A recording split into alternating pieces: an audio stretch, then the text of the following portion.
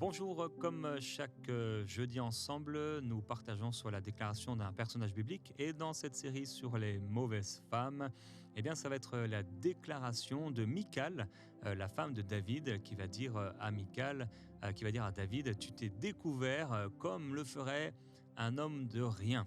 Et on va lire cela donc avec Marie dans 2 Samuel. On va aller au chapitre 6, on lira du verset 20 au verset 23. David s'en retourna pour bénir sa maison, et Michal, fille de Saül, sortit à sa rencontre. Elle dit, « Quel honneur aujourd'hui pour le roi d'Israël de s'être découvert aux yeux des servantes de ses serviteurs, comme se découvrirait un homme de rien. » David répondit à Michal, « C'est devant l'Éternel qui m'a choisi de préférence à ton père et à toute sa maison pour m'établir chef sur le peuple de l'Éternel, sur Israël. C'est devant l'Éternel que j'ai dansé. Je veux paraître encore plus vil que cela et m'abaisser à mes propres yeux. Néanmoins, je serai en honneur auprès des servants dont tu parles. » Or, Michal, fille de Saül, n'eut point d'enfant jusqu'au jour de sa mort. Amen. Alors c'est un texte vraiment particulier, fort aussi en sens, ce texte. Et c'est aussi ce que parfois, on ne doit pas être rapide à juger, ni même les situations. On ne doit pas juger les cœurs, mais les situations, parce que on peut voir un extrait. Si on prenait un épisode, par exemple, de la vie de Gordon et Marie ou de la vie d'Annabelle et moi, et on prendrait juste un extrait comme ça, et c'est tout ce que tu sais de la personne, alors on pourrait arriver à dire oh, voilà, cette personne, Gordon était comme ça, ou Jérémie était comme ça, etc. Et en fait, tu peux arriver facilement à des conclusions qui ne sont pas du tout les bonnes, quoi.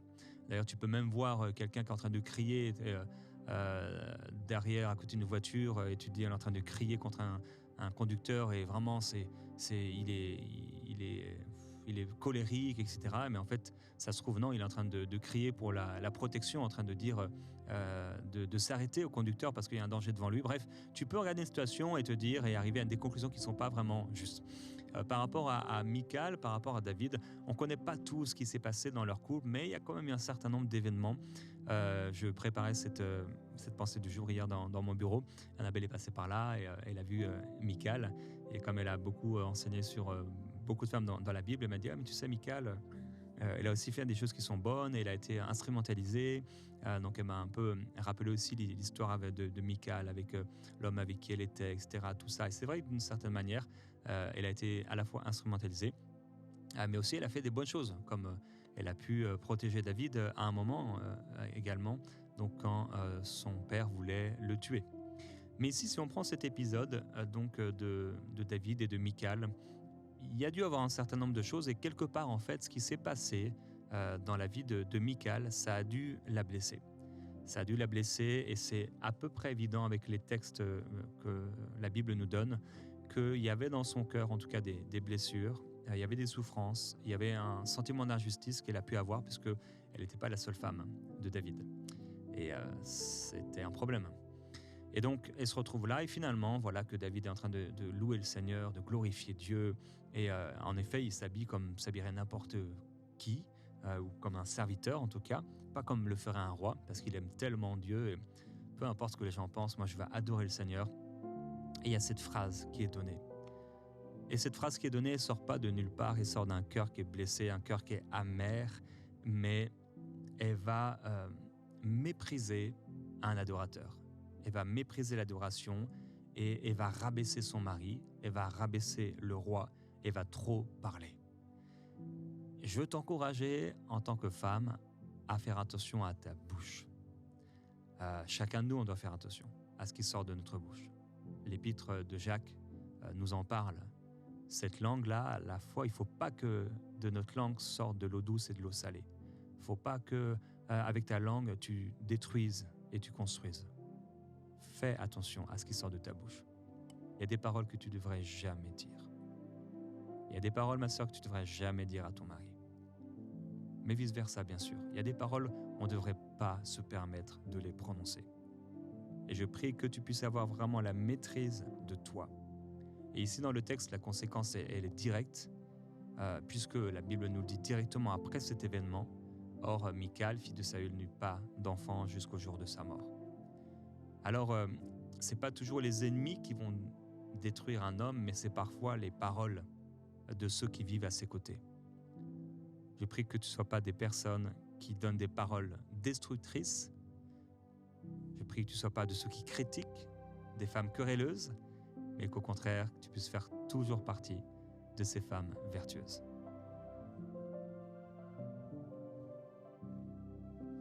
La grâce est trompeuse et la beauté est vaine.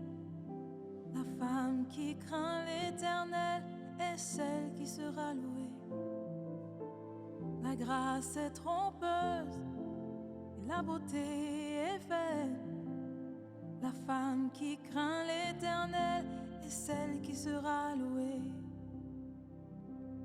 Oh, oh, oh, oh, oh. Et celle qui sera louée. La femme qui craint l'Éternel est celle qui sera louée. La femme qui craint l'Éternel est celle qui sera louée. La femme qui craint l'Éternel est celle qui sera louée. La femme qui craint l'Éternel est celle qui sera louée. Ah, la crainte du Seigneur dans le cœur de l'homme et de la femme, c'est vraiment ce qui nous garde. C'est vraiment ce qui nous garde. On en parlait encore il y a quelques jours avec Annabelle et elle disait que la crainte de Dieu quand même, c'est ce qui nous garde, c'est ce qui me garde et c'est ce qui m'a gardé jusqu'à aujourd'hui. Même dans le mariage, c'est la crainte de Dieu. Avant même l'amour que j'ai pour Annabelle, c'est la crainte du Seigneur dans mon cœur. J'aime mon épouse, je suis fidèle à mon épouse depuis le début de notre mariage, de notre rencontre. Maintenant, si je n'avais pas la crainte de Dieu dans mon cœur, peut-être mon amour ne serait pas suffisant. Bien que je l'aime, et je l'aime passionnément, je l'aime vraiment de tout mon cœur. Si tu suis ces émissions et que tu connais un peu ma vie, mon ministère, tu sais combien je peux le dire, mais aussi le démontrer, c'est voilà. Mais la crainte de Dieu, c'est au-delà de l'amour, en fait, naturel qu'on peut porter pour l'autre. La crainte de Dieu nous amène à faire ce qui est bien. Et dans cet encouragement aujourd'hui, on va donc parler de ces femmes qui parlent trop, de ces femmes qui critiquent, en fait des femmes querelleuses, quelque part des femmes insoumises, des femmes qui n'acceptent pas de se soumettre. Et on ira aussi dans l'épître aux Éphésiens lire le texte au sujet de la soumission. Donc, la Bible nous parle dans 1 Timothée chapitre 5, c'est Paul qui parle de ces femmes et des veuves en fait, des veuves qui font le choix aussi de pouvoir ne pas se marier pour rester là, à servir le Seigneur, etc. Et pouvoir prier, prendre du temps avec Dieu. Et donc on va lire à propos des femmes bavardes. Fais attention aux femmes bavardes. Fais attention à ne pas être une femme bavarde. Tu sais, celui qui parle beaucoup, il ne manque pas de péché. Mais celui qui parle peu, il a moins d'occasions de pécher. On va lire avec Marie dans 1 Timothée chapitre 5, versets 11 et suivants. Mais refuse les jeunes veuves, car lorsque la volupté les détache du Christ, elles veulent se marier et se rendent coupables en ce qu'elles violent leur premier engagement. Avec cela, étant oisives, elles apprennent à aller de maison en maison. Et non seulement elles sont oisives, mais encore causeuses et intrigantes, disant ce qu'il ne faut pas dire. Je veux donc que les jeunes se marient, qu'elles aient des enfants, qu'elles dirigent leur maison, qu'elles ne donnent à l'adversaire aucune occasion de médire, car déjà quelques-unes se sont détournées pour suivre Satan. Waouh, là on a beaucoup à propos du mariage, selon Dieu, à propos de la pensée de Dieu pour le mariage, et peut-être même ça va à contre-courant, c'est sûr, de ce que la culture nous dit aujourd'hui, mais c'est profondément fort, c'est fort, c'est structurel, ces encouragements de l'apôtre Paul qu'il donne ici. Donc il dit de refuser les jeunes veuves parce qu'en fait lorsque leur désir les détache du Christ, elles veulent se marier. Donc c'est ces veuves, ces femmes qui ont perdu leur mari et finalement elles prennent l'engagement de servir Dieu et disent moi je ne vais pas me marier, toute ma vie sera pour le Seigneur. Et il dit mais tu dois refuser les femmes qui en fait déjà sont trop jeunes parce qu'avec le temps, en étant jeune, il y a beaucoup d'occasions de pouvoir avoir le désir de se marier, etc. etc. D'ailleurs, je rappelle que selon la parole de Dieu, si un serviteur veut servir Dieu, il doit être marié à une seule femme. Les disciples du Seigneur étaient des gens mariés. Alors ceux qui servent Dieu devraient être mariés. Je parle ici dans le sens où on ne devrait pas imposer aux hommes de ne pas se marier pour servir Dieu. Parce qu'en fait, on voit dans la Bible tout le contraire. Tout le contraire. C'est important de vivre notre foi en fonction de la Bible, bien sûr. Et donc ici, il dit étant oisives. Alors, ces femmes, elles sont oisives. Donc, finalement, voilà, et certaines, elles ont pris l'engagement de ne pas se remarier et elles sont oisives. Et elles ont du temps, et à l'époque aussi, c'est une autre culture. Hein. Aujourd'hui, beaucoup de femmes sont obligées, bien sûr, de travailler. Mais il parle de ces femmes qui sont oisives. Et finalement, c'est sûr, quand tu es oisive, quand tu as du temps, tu as des occasions de parler, tu as des occasions de critiquer, tu as des occasions de faire tout un tas de choses. Et il dit, elles apprennent à aller de maison en maison. Alors aujourd'hui, peut-être c'est un peu moins de maison en maison, mais c'est de messages WhatsApp en messages WhatsApp, et c'est d'appels téléphoniques en appels téléphoniques, et c'est des appels qui se répètent. Et en fait, tu es une femme et tu appelles ton ami, et en fait, vous bavardez. Et un tel, et t'as su ce qui s'est passé, et t'as vu ce que lui a fait, et t'as vu ce qu'elle a fait, et regardez. Et en fait, le monde en a tellement... il en a jamais assez, en fait, et il a tellement besoin de ces choses que même il y a des magazines qu'on appelle les magazines People. Et je suis toujours choqué, mais depuis toujours, en fait, quand je suis dans des magasins et que je vois ces magazines, mais nuls, mais d'une nullité profonde, mais profonde. Et jusqu'à aujourd'hui, je vois des fois des gens qui achètent ce genre de choses, ou des fois ils sont dans des hôtels, ou devant la mer, etc. À la plage, ils sont en train de lire ça, et je me dis, mais waouh, mais c'est tellement nul de lire à propos de la vie des gens, la rupture d'un tel avec un tel, le remariage de tel à tel. Mais c'est tellement nul. Aïe, aïe, aïe, vraiment. Mais... et donc ces femmes, elles vont de maison en maison, et c'est du bavardage. C'est du bavardage. Il y a des femmes, malheureusement, dans l'église qui font ça. Elles s'appellent et elles bavardent sur un tel, sur tel couple, sur telle sœur. Et c'est du bavardage. Ça construit rien. Ça fait du mal. C'est pas inspiré par Dieu. La sagesse de Dieu, elle est pacifique. La sagesse de Dieu, elle est bonne, elle est pure, elle est sainte. La sagesse des hommes, elle a rien de tout ça. Elle paraît peut-être être sage. Alors, on paraît avoir raison. Non, mais ce que j'ai dit, c'est vrai. Ok, mais tu devais te taire. En fait, t'es pas en contrôle de cette chose. T'es pas en autorité sur cette chose. Est-ce que t'es Dieu de ces gens? Est-ce que même t'es un parent, même pour ce couple? Non. Il n'y a rien à voir, en fait. T'as pas à parler et à juger de cette situation. C'est pas ton rôle. Tu parles trop. Tu parles trop. Il faut se taire. Il faut apprendre à se taire. Vraiment. Parce que Dieu écoute. Et on a vu dans la pensée du jour, waouh, ça peut faire tellement mal d'avoir parlé. Il y a des paroles. Je me souviens de cette femme. J'avais une 20aine d'années. Et elle m'a dit pour quelque chose que je n'avais même pas fait. Je ne te pardonnerai jamais. Et je me souviens que c'est comme spirituellement, sa parole avait un poids spirituel quand elle a dit ça. Malheureusement, la fille qu'elle voulait protéger, sa fille, pendant des années, sa fille ne voulait plus lui parler, pas à cause de cette histoire, c'est venu après. Il y a eu des événements, et ses propres petits-enfants, ils ne pouvaient même pas les voir. Une parole. Il y a des paroles qu'on dit... Regarde, Moïse et Myriam, ils parlent, Aaron et Myriam, à propos de Moïse. Il a pris une femme, etc. Mais même si c'est frères, sœurs, etc., que quelque part ils sont de la famille, ils n'avaient pas à parler, ils n'avaient pas à juger le serviteur de Dieu. C'est ce que nous dit la Bible. Qui es-tu, toi, qui juges le serviteur d'autrui? C'est Dieu, en fait, qui est le maître. Fais attention à ce que tu dis. Personnellement, et je remercie le Seigneur aussi d'avoir une femme qui est comme ça. On parle pas trop. Notre maison n'a jamais été une maison où on va juger facilement et on va parler facilement. Oh, on préfère se taire. Vraiment. Il y a eu pourtant bien des situations, bien des occasions où on aurait pu parler, mais en fait, on a appris ça indirectement aussi à notre fille. C'est qu'en fait, ne juge pas les gens, critique pas les gens. En fait, ça mène à quoi? Fais attention. Et donc, il dit, ils vont de maison en maison. J'ai dit aujourd'hui, c'est d'appel téléphonique en appel téléphonique ou sur WhatsApp, etc. Parce qu'elles sont oisives et sont causeuses. Elles sont causeuses. Où elles ajoutent à l'oisiveté le bavardage et l'intrigue. Elles sont intrigantes. Ça veut dire qu'elles créent des intrigues. Ah, mais tu penses pas que... Ah, mais tu penses pas que... Etc. Nanana. Hey, mais tu penses pas que le pasteur, en fait, il a une relation à côté? Ou tu penses pas que truc... C'est l'intrigue. Et ça ajoute l'intrigue. Et en fait, du coup, l'intrigue, ça ajoute quoi? Ça ajoute le doute. Mais n'ajoute pas foi à tout esprit. Il y a beaucoup d'esprits qui ne viennent pas de Dieu.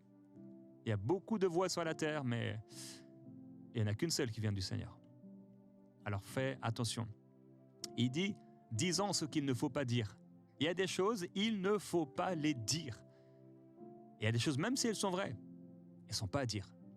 C'est ce serviteur de Dieu, homme de réveil, je ne sais plus si c'est Charles Finet, mais quelqu'un arrive à sa porte, il a un journal. Et en fait, il frappe, le revivaliste ouvre la porte, et en fait, je sais qu'il y a un autre revivaliste qui est arrivé, mais il voit le journal, et en fait, il jette le journal. Qu'est-ce que tu n'amènes pas ça chez moi? Les nouvelles de la vie. Il y a des gens qui se nourrissent des nouvelles de ce qui se passe ici. Ah, il y a un truc ici qui s'appelle le Journal de Montréal. Tu commences à lire ça, là.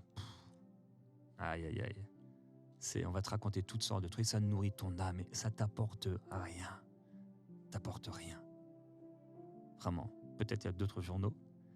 Mais il y a des journaux vraiment... c'est une catastrophe. Il dit donc, je veux que les jeunes se marient, qu'ils aient des enfants, qu'ils dirigent leur maison. Eh oui, la direction de la maison. La direction de la maison. Il n'y a pas du foyer.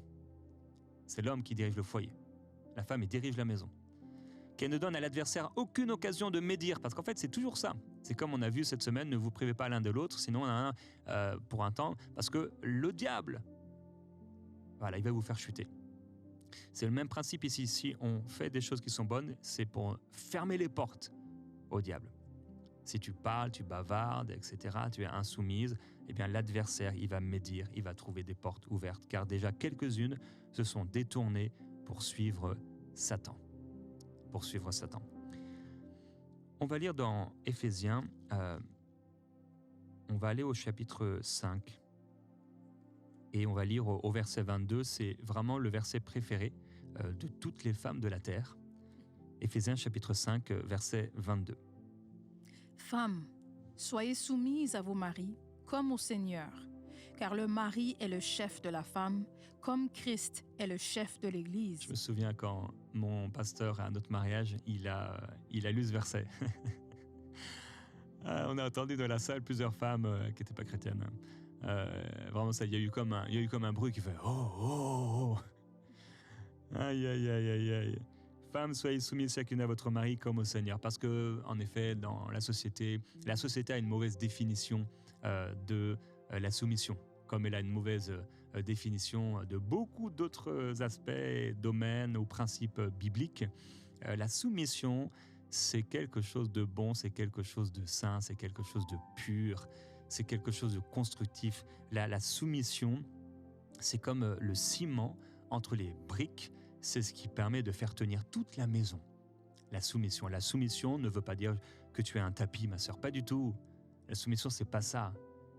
La soumission, c'est accepter que le mari soit la tête du foyer. Qui prenne les décisions avec toi, bien sûr. C'est toujours avec toi, c'est en accord.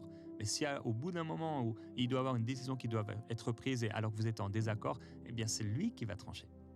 C'est lui qui va trancher. Donc l'importance aussi de pouvoir prier pour lui et certainement de s'engager avec quelqu'un qui marche avec Jésus parce que vous n'allez jamais être d'accord ou presque jamais. Et ça va être très difficile de pouvoir te soumettre à un tel homme. Et je ne parle pas ici de se soumettre à des décisions qui vont contre la volonté de Dieu. Mais fais attention. La soumission, elle reste même dans le cadre d'un mariage où l'autre ne connaît pas le Seigneur. Tu ne peux pas à chaque fois dire « Ah non, parce que... voilà, il n'obéit pas à Dieu, ou c'est un inconverti, donc je refuse de me soumettre. C'est pas ça la soumission. Et on peut lire le verset 23 et le verset 24. Car le mari est le chef de la femme, comme Christ est le chef de l'Église, qui est son corps et dont il est le sauveur. Or, de même que l'Église est soumise à Christ, Les femmes aussi doivent l'être à leur mari en toutes choses. En toute chose. Alors c'est pas le mari qui soumet sa femme, et c'est pas le mari qui demande à sa femme de se soumettre. Ça devrait être une acceptation du cœur de l'épouse de choisir d'être en dessous. C'est ça la soumission, c'est être en dessous. Il n'y a pas de méchanceté, il n'y a pas d'injustice par rapport au Père et par rapport à Jésus qui est Fils de Dieu. Jésus est en dessous, ou on pourrait dire à ses côtés. Il y a un trône à la droite, et nous aussi nous sommes à la droite. Et donc, tout ça, ça crée quelque chose de bon, de sain, de pur, mais aussi de fort. Si l'épouse se soumet à son mari, et si le mari, c'est le verset suivant, il doit aimer Christ comme Jésus a aimé l'Église, s'il aime sa femme, il doit aimer sa femme comme Christ a aimé l'Église. Si l'épouse se soumet et que l'homme aime son épouse, ça fait un couple, un foyer indestructible. Et c'est ça en fait. Quand l'épouse refuse de se soumettre, quand le mari n'aime pas sa femme, ça ouvre des portes au diable pour détruire, pour faire du mal. Il amène des esprits, etc., méchants pour nuire à la maison, aux enfants, etc., etc. La soumission, elle est bonne. Alors, il y a aussi des femmes querelleuses dans la Bible, souvent, des femmes insoumises. On va lire quelques versets. Alors, c'est des versets quand on les entend. D'ailleurs, les pasteurs prêchent peu à ce sujet, mais on va les lire aujourd'hui. Proverbe chapitre 21. On va lire au verset 9 avec Marie. Proverbe 21.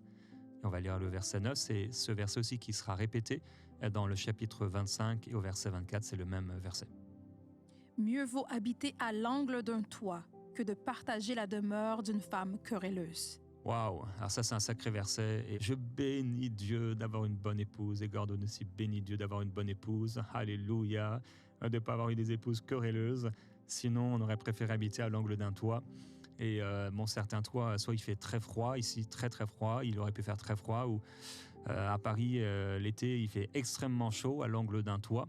Et surtout dans les immeubles qui sont hauts. Merci Seigneur. Il y a aussi le verset 19 dans le même chapitre.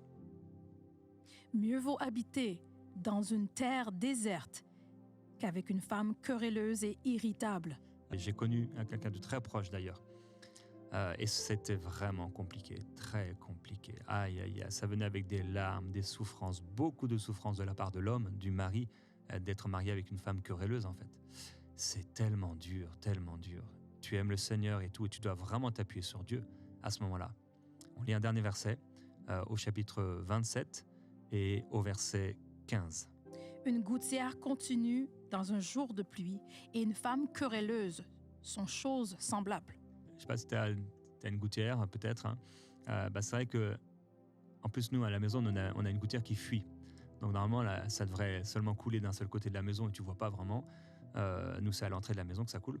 Mais à l'arrière, en fait, on a une gouttière et fuit. Quand ils l'ont posée, ils l'ont mal posée. Et depuis que, voilà, on n'a pas corrigé ça.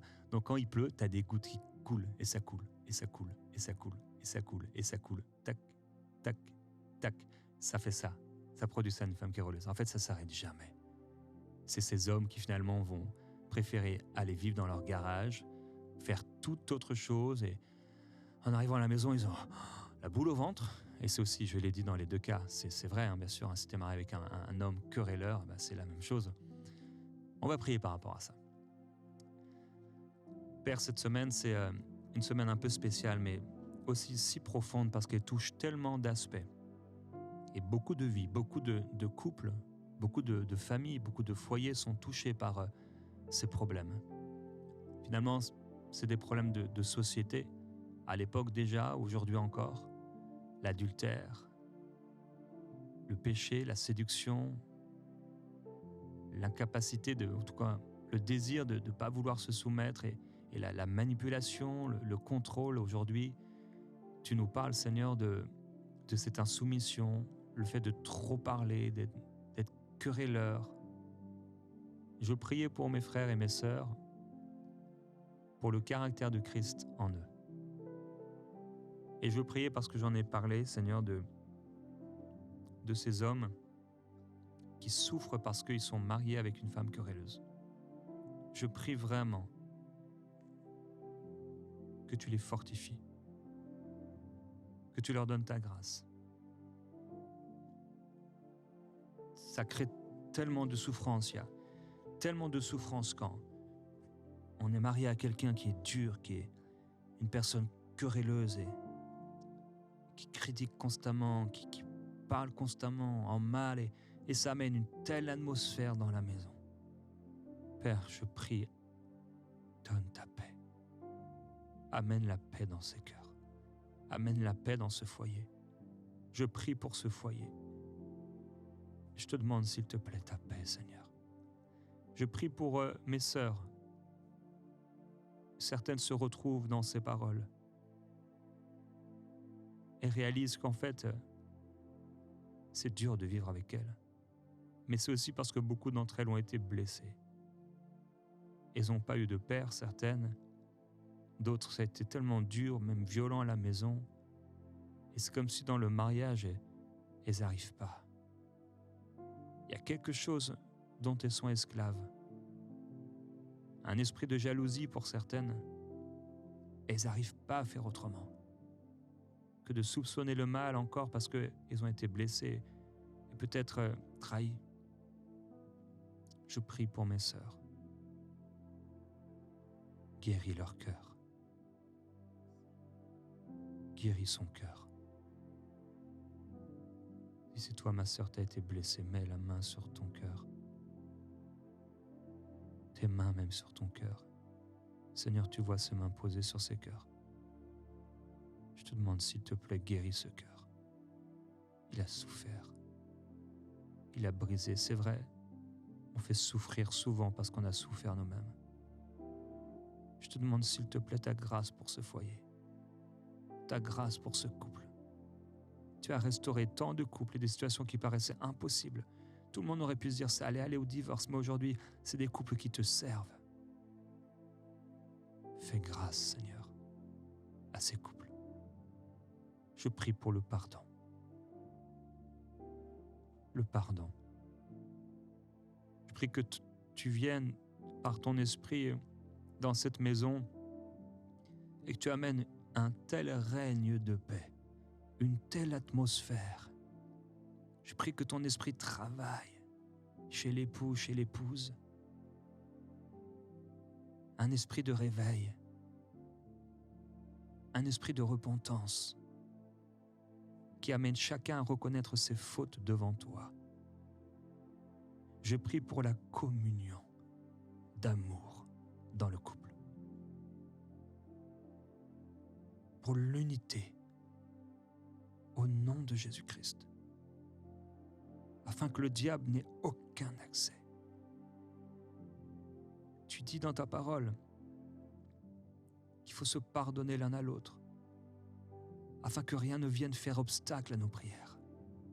Il y a tellement de couples, il y a tellement de personnes. Leurs prières ne vont pas plus loin que le toit, que le plafond, parce qu'il y a de l'amertume, du non-pardon dans le cœur. Je t'encourage dans ce temps de prière à relâcher le pardon. Dis le Seigneur, je pardonne à cette personne. Dis son prénom et dis ce que tu lui pardonnes. Pour certains, il y a tellement de choses, Seigneur, je lui pardonne tout. Je lui pardonne tout, de tout mon cœur. Je fais le choix de pardonner et de relâcher le pardon sur cette personne. Et de marcher dans l'amour. Quelqu'un doit faire le choix dans ce temps de prière également, d'arrêter de trop parler. Si tu as été causeuse, intrigant, tu as amené l'intrigue et le doute. Tu amènes le doute et l'intrigue dans ta famille, autour de toi. Tu devrais être pure et sainte, comme Anne dans le temple. Mais en réalité, tu amènes indirectement ou directement la division autour de toi. Le fiel amer, un esprit mauvais, étranger, un feu étranger. Demande pardon au Seigneur là où tu es. Dis-lui, Seigneur, pardonne-moi.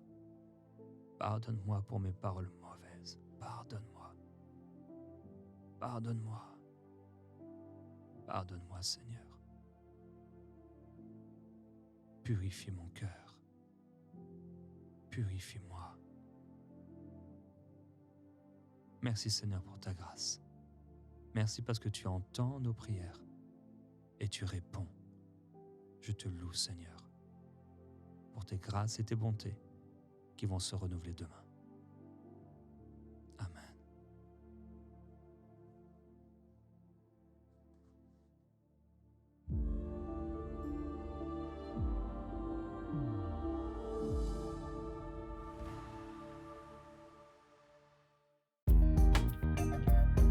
Merci à tous nos précieux partenaires, grâce auxquels cette émission a pu être réalisée.